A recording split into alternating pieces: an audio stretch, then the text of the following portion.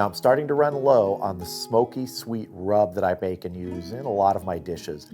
And I did do a video where I used this and showed how I make it, but I often get questions and messages and comments on posts on Facebook and things like that saying, hey, how do you make this rub? And usually I'll just refer people to the video, but I figured if I'm getting that many questions, I'm gonna give it its own video. So I'm running low, time to make some, let's get started. So this rub only has 5 ingredients, what you see right here.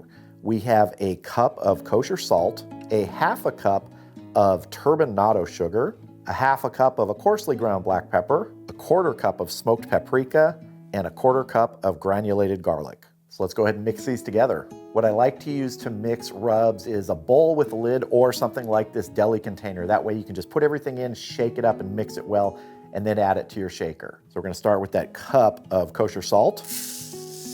Missed a little here. Half a cup of that cracked black pepper, half a cup of turbinado sugar, quarter cup of smoked paprika, quarter cup of granulated garlic. Before I shake it, I just like to give it a little stir with, a knife or something long like that. Give it a pre-mix. Get your lid on good and shake.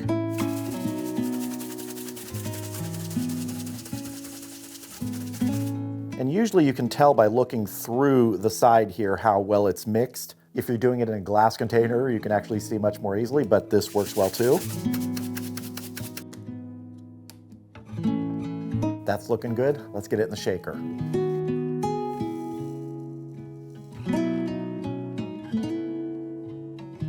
And you can see some different colorations on what was in this versus what we just put in it. That has to do with the way that the ingredients settle, and that also has to do sometimes with the age of the rub, how long ago you made it. So I always like to get it in here, give it another shake.